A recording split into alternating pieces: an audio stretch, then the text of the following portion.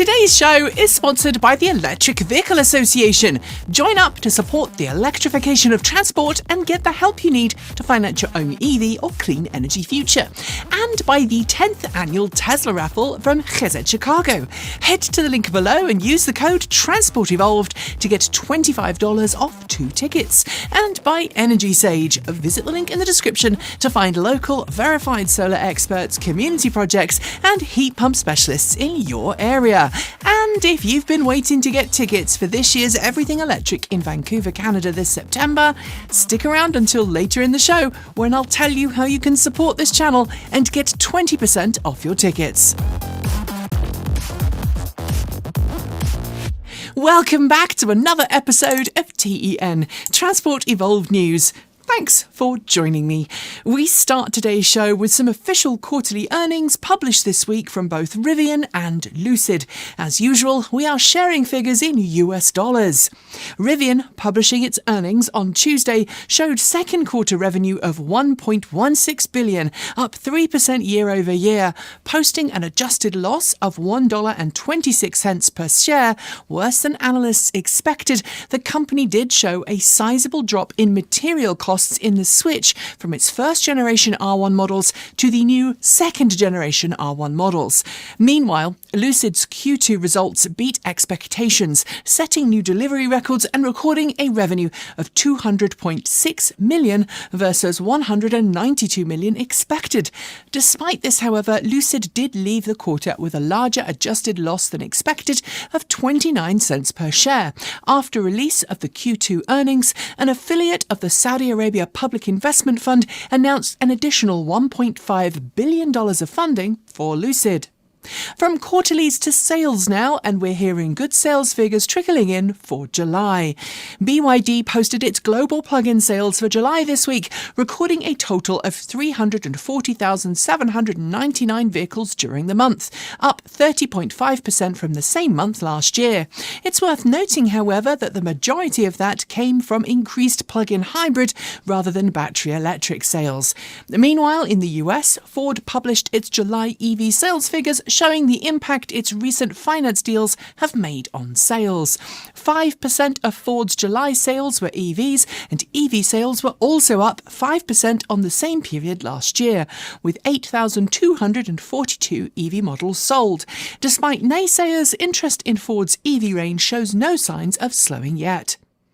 Tesla CEO Elon Musk has been rather controversial of late, and while we've been criticised for covering some of the things he's said outside of the EV world, the sad reality is that his behaviour is impacting Tesla as a brand.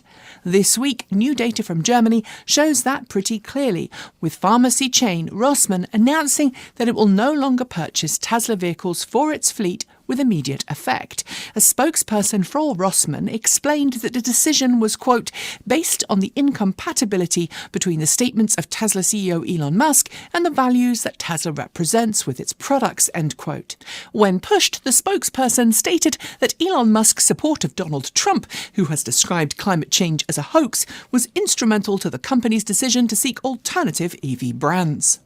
A new report from energy think tank Ember suggests that if world governments stick to current plans regarding wind generation capacity, the world will double rather than triple its global wind generation capabilities by 2030. The report cites agreements made during last year's COP28, at which member countries agreed to triple global renewable capacity by 2030 in order to prevent global temperatures rising more than 1.5 degrees Celsius. Of course, some of that additional generation could come from alternative renewables other than wind, but it does suggest that most countries are woefully behind in planning an expansion of renewable energy generation. Only China is expected to actually triple its wind capacity in the next 6 years, meeting COP targets. There's a significant rise in fear over attempted carjacking of EVs at charging stations, and while we've not been able to find a lot of data on the topic, startup EVJect has been promoting its charging adapter as a way that EV owners can safely stop charging and leave if things go wrong. Essentially designed as a breakaway product, we've seen it promoted on several different YouTube channels, but now Tesla has filed to sue EVJect, alleging that the company's breakaway adapter poses a fire risk. noting that after 30 minutes of fast charging, the pins inside the adapter can be hot to the touch due to high current power transfer. Tesla wants EVJect to stop selling the product. In the last year, Mercedes-Benz has flipped the switch on Drive Pilot functionality available in some of its models, including the EQS SUV, allowing SAE Level 3 functionality in select restricted markets across the US and Germany. Drive Pilot's Level 3 system allows drivers to take their eyes off the road and hands off the wheel during low-speed traffic movements such as in traffic jams. But we learned this week that Mercedes-Benz has received permission to begin testing Drive Pilot Level 4 capabilities in Shanghai, China. It's the first international automaker to receive permission from Chinese authorities to test Level 4 autonomous driving and puts it ahead of much of the competition. Level 4 autonomous driving on selected roads at higher speed without any driver input or supervision is far in excess of anything currently offered by other automakers. MG, which offers a selection of EVs in the European market, has announced that it will be establishing a new research and development centre and production facility in Mexico. While MG has said that it currently does not intend to use the facility to bring its models to the US and Canada, instead focusing on Latin American markets, it's worth noting that, as a Chinese-owned brand, MG is one of a number of automakers facing noticeable tariffs on any vehicles imported to either Europe or North America from China. A Mexican production facility could open up an easier import path for the US and Canada in the future should MG decide to explore expanding its market availability north of the Mexican border. And given that its lineup includes affordable hatches, crossovers and a sports car, it could actually be a good thing. Following the official unveiling of the Volkswagen ID.3 GTX and GTX Performance earlier this year, Volkswagen has confirmed it's now opening pre-sales in some European markets. The sportiest ID.3 variant yet, the two new models offer 210 and 240 kilowatts at the wheels, which, given the vehicle's small size and 79 kilowatt-hour usable battery pack, should lead to some hot hatch fun. Sure, there are a lot of faster EVs out there, but with a sprint time of just over 5.5 seconds, the ID.3 GTX Performance gives Volkswagen a worthy cross-shopper against the upcoming Renault 5. In its launch market of Germany, the ID.3 GTX will start from just under €51,000, with the higher-end ID.3 GTX Performance just over €52,000. Sticking with performance chops, Stellantis confirmed initial pricing of the Dodge Charger Daytona EV this week, as well as showcasing an update video of its virtual exhaust sound. Positioned as Dodge's first electric muscle car, the Charger Daytona EV has some big shoes to fill and will start at just under $60,000 for the entry-level variant. For that, you'll get 496 horsepower at the wheels and a sprint time of 4.7 seconds, complete with sports suspension. Meanwhile, for the higher-powered Scat Pack variant, you'll need to pay $73,190 and you'll get in exchange 670 horsepower and a 3.3-second sprint time. Yes, it's not the quickest EV in the world, but it does claim to be the quickest stock muscle car. And if it gets gearheads into an EV, I say it's a good thing. Meanwhile, Dodge's sister brand, Jeep, has been busy putting its Wagoneer S EV through final testing ahead of official launch later this year. Jeep's first battery electric model for the US, the Wagoneer S, is a full-size SUV fitted with a 100.5 kilowatt-hour battery pack, twin motors for all-wheel drive, and a claimed sprint time of 3.4 seconds, putting it in the sights of electric SUVs like the Tesla Model X and Rivian R1S. And to make sure it's ready for market launch this fall, Stellantis' final testing includes a little bit of winter fun. Given that it is still summer in the Northern Hemisphere, that has meant a field trip to Aotearoa, New Zealand, where there's plenty of snow for it to play in.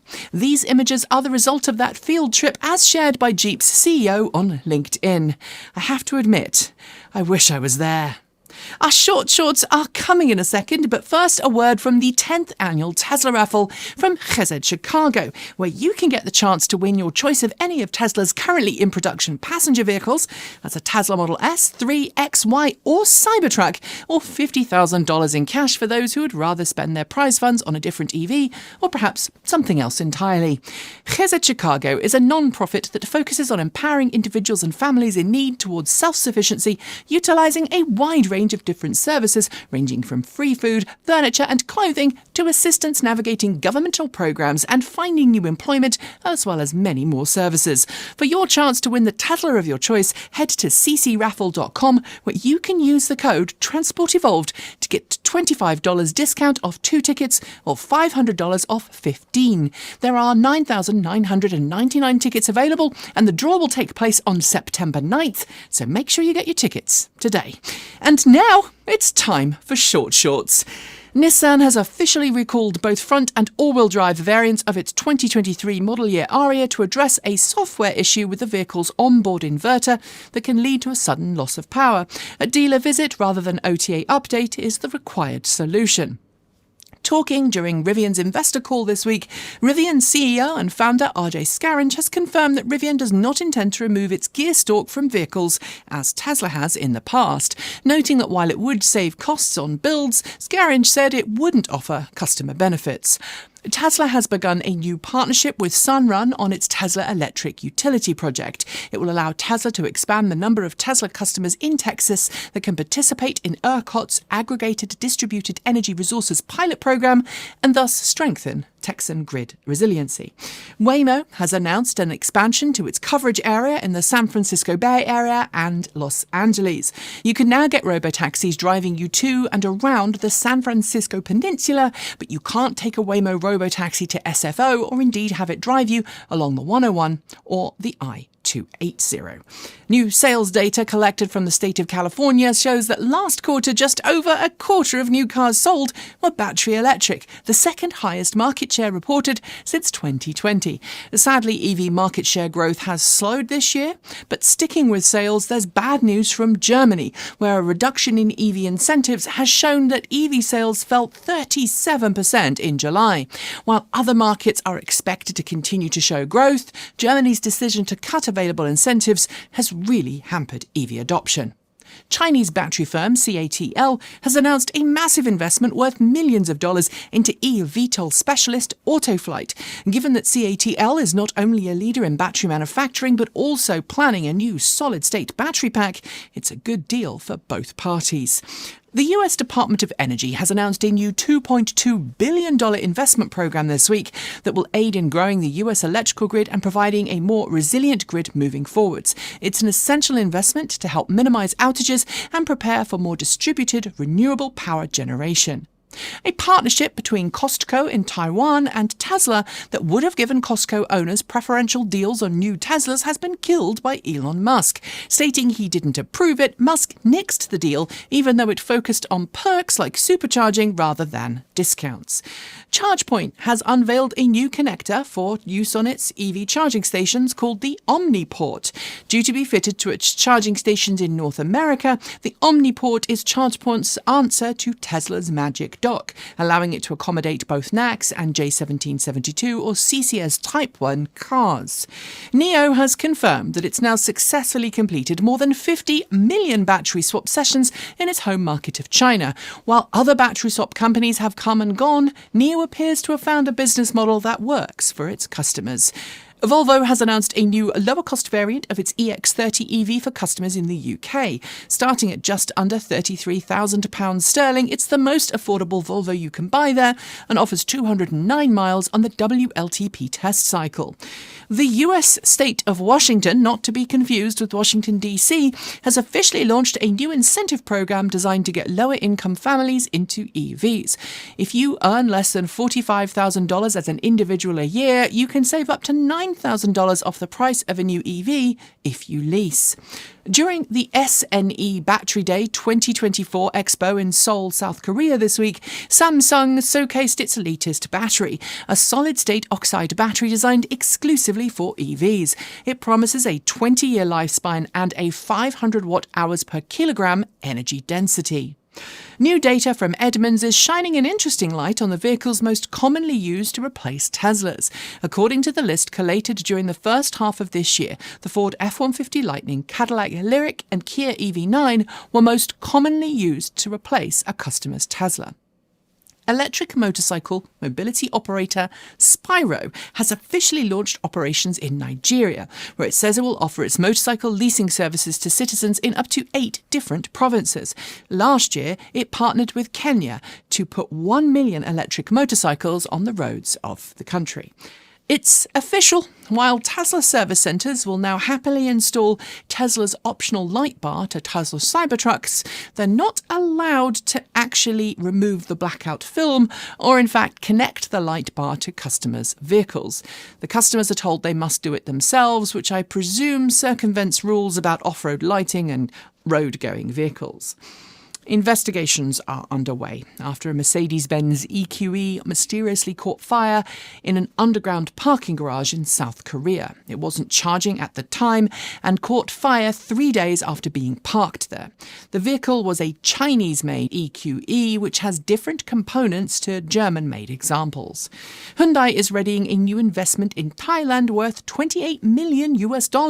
According to the Thai Board of Investment, the money will be used to establish a new battery production facility and EV production line. It will be located just southeast of Bangkok.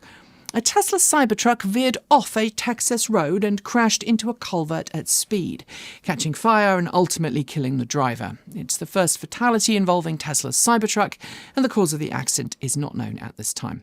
Our sympathies go to the family of the deceased. EV owners in Melbourne, Australia hit the headlines this week after expressing frustration that a BYD Atto 3 was left in a 1-hour maximum EV charging bay, disconnected from the charger, for more than a whole week. The reasons behind this abandonment are not currently known. It's official. Images have surfaced of the final resting place of the Electromechanica Solar EV, after 429 third-generation vehicles were recalled, repurposed, and then ultimately crushed. If you see one on the road still, it's one of those very rare Canadian-made second-generation models. There are rumours flying around that suggest Lotus is holding back on its plans to bring an electric successor to the Elise to market. We've seen the prototype of what it might look like, the Lotus Type 135, but it looks like Lotus isn't feeling confident in its battery tech yet. Portuguese energy company Galp, working with BMW and B-Planet, has commissioned a stationary energy storage system made up from disused BMW electric car batteries. The first one, deployed in Madrid, Spain, uses those EV batteries to provide buffering power to a fast charging station. Tesla is in the process of testing high power delivery at some of its newest superchargers. According to multiple reports, some of its 4th generation and 3rd generation charging stations are now delivering in excess of 300 kilowatts to certain Cybertruck customers during charging. As current US Vice President and Democratic nominee for the 2024 presidential election, Kamala Harris announced her VP pick this week, there were cheers from the EV industry. Her running mate, Governor Tim Walz, is a well-known EV advocate who has, in the past, said that EVs are irrefutable. Meanwhile, Republican presidential nominee, former President Donald Trump, who has spent years criticising and spreading disinformation about EVs, admitted this week that his opinions have been changed by a sizable endorsement from Tesla CEO Elon Musk. He's had a major U-turn and now he thinks EVs are okay, reinforcing the pay-to-play mentality of his particular campaign. Out of Spec Studios has been busy testing Tesla's latest version of FSD this week, FSD 12.5. And while there have been some improvements, there were also some worrying behaviours, such as the system imagining terms that weren't there in poor weather. As always, semi-autonomous systems require full supervision to ensure safety. Kia has rolled out its first official over-the-air unlockable software feature for its cars, a one-off $900 US payment that unlocks the Boost feature on its all-new EV9. Higher trim variants with optional upgrades are able to do the stoplight sprint in just 5 seconds. Fiat has confirmed that as of next year, it will begin to offer customers the chance to get built-in AC charging cables for their cars in Europe. In Europe, Type 2 charging stations require you to bring your own charge cable, but Fiat's going old school with car-attached cables, just like my old 1985 Golf City Stroma had and my 1998 City L.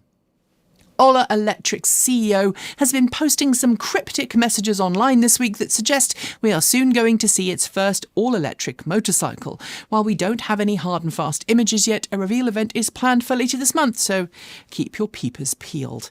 There's a fight brewing in the EU over carbon footprints of EV traction battery packs. The EU Commission wants to calculate them based on national electrical grid mix, but automakers want the EU to base it on the carbon footprint of the facilities where the batteries were actually made. At the end of July, GridServe in the UK opened its newest EV charging lab, where it will work to test new EVs for compatibility with its network, test new charging station software, and work on ways to improve the network's overall reliability and reduce downtime. Group 1, a battery developer based in Texas, has unveiled a new battery cell built using potassium ion cell chemistry. It's free from nickel, cobalt, copper and lithium, and according to the firm, is on track to matching the energy density of existing lithium-ion cells. Okay.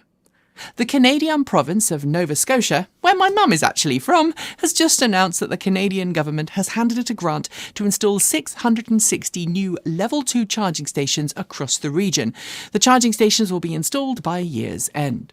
Chevrolet has yet again tweaked the lease prices for its 2024 Silverado EV, dropping the price to $999 a month for 36 months with $6,819 due at signing. It's still a pretty expensive deal. Porsche has unveiled a new battery energy storage system at its Leipzig production facility that is made up of used Porsche Taycan battery packs. The Second Life battery pack system will store solar power during the day and provide power to the Leipzig facility at night, reducing the need for grid-based energy. Sticking with batteries, Rivian seems to be taking a leaf out of Tesla's book, reducing its production complexity to offer software-locked max pack battery packs in lower spec models. Large plus battery packs offered on dual-motor R1T and R1S are actually software-locked max-packed battery packs instead. And finally for the segment, if you are road tripping in the UK this summer and happen to drop by a GridServe location, you may be able to get a nice ice cream or ice lolly from a special pop-up booth that's on tour around the UK. Powered by solar panels on the roof and towed by a Kia EV9, it could provide the perfect sweet trip on your next trip. And those are your short shorts. There will be more next week. Our final two stories are next, but first, a quick word from a long-time video sponsor, Energy Sage. Energy Sage helps homeowners connect with local verified solar installers across the US and now heat pump specialists in select markets who really know their stuff and can help you navigate the process of installing solar panels, help you join a community solar program, or get a heat pump installed. I used Energy Sage when we were looking for installers willing to help us put solar panels on the roof of our home, and the Energy Sage verified installers we used were professional, knowledgeable, and even put us in touch with an amazing credit union that allowed us to finance our solar panels for as low a monthly payment as possible. Follow the links below to sign up for either of Energy Sage's free no-obligation services and get that ball rolling today. If you choose to use an Energy Sage installer for your project, we will also get a small referral fee, so you'll be helping the channel out too. Help the grid get greener and save money while supporting us. It's a win-win-win. And now it's time for those last two stories. While wired EV charging is still the most practical, cheapest and efficient way to charge modern EVs, there are some significant benefits to wireless charging. Not only are there no visible cables to be stolen, but wireless charging is great for those who are unable to physically handle heavy, unwieldy charging cables, and it's also a great way to reduce street-side clutter and to protect infrastructure from poor weather. And this week, a team of engineers at the Oak Ridge National Laboratory in the US were celebrating after achieving a new record for wireless fast charging. Using polyphase electromagnetic coils with unmatched power density, the researchers achieved a wireless power transfer of 270 kilowatts across a 120mm gap between vehicle and base plate. If commercialised, it could revolutionise charging for robotaxis, fleet vehicles, and so much more. And finally, UK EV driver Kevin Booker is something of an expert on getting EVs to go really long distances, and he's already got several distance records under his belt. But this week, Kevin, assisted by Sam Clark and Richard Parker, set a new Guinness World Record for the longest journey taken by an EV on a single charge. And unlike many records out there, they did it all on public roads. Driving a Ford Mustang Mach-E Premium extended range rear-wheel drive fitted with 18-inch wheels, a vehicle that the EPA rates as having a range of 320 miles per charge, the team managed 569 miles before needing to refuel, meaning they averaged 6.25 miles per kilowatt hour, or if you prefer, 9.94 kilowatt hours per 100 kilometres. It is an incredible achievement, and well done to everyone involved. And on that note, we are in fact done with today's show. As always, a massive thank you to the Electric Vehicle Association for sponsoring today's show.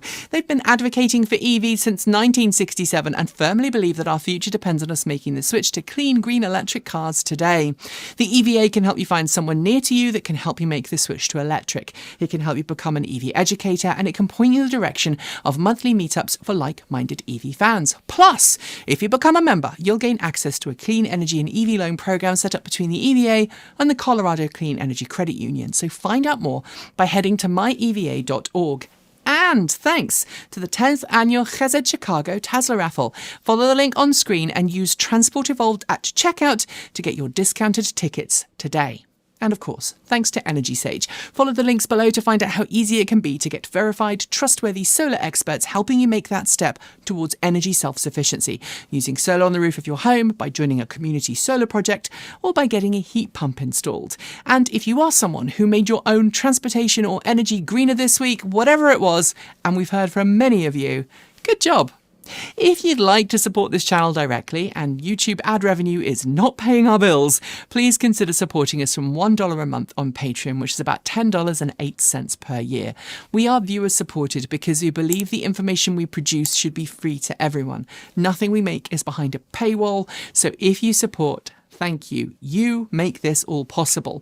And in the light of YouTube comments not being great and a rise in hate and YouTube not being happy about us turning them off, our comments are back on, but we encourage everyone to follow us over to Discord, where the conversation is far nicer. You'll also find our swag store there for all of your swag-related needs, including our newest t-shirt for August, a very special Canadian EV-owning moose that if you wear it to Everything Electric next month, you might get a very special something from us if you visit us on our stand. Talking of which, if you'd like to come to Everything Electric Canada 2024 in Vancouver in a few weeks' time, use the link on screen to buy your tickets, and if you add the discount code TRANSPORTEVOLVED at checkout, you will get 20% off your tickets and will also get 100% of tickets sold using that code. So if you do that, you'll help fund our own attendance. So far, arranging the trip has cost us about $4,000 US. We'll be back next week as usual, with content going out every Monday, Wednesday, Friday, Saturday and Sunday. And to finish, remember that you are valid and loved, and you have a place in this world, even if lawmakers, pundits and talking heads want you not to be heard. This week has been an interesting one for the LGBTQIA+ and immigrant community, but know that your existence is resistance, and if you're able, that resistance can be bolstered by making sure you're registered to vote this year if you live in the US. It is part of the democratic process to have your say, regardless of whom you vote for. And if you're already registered, make sure that you are still registered. So until next time, stay safe regardless of your identity of who you love. Be an amazing ally, be kind, and please, for the sake of everyone's future, keep evolving.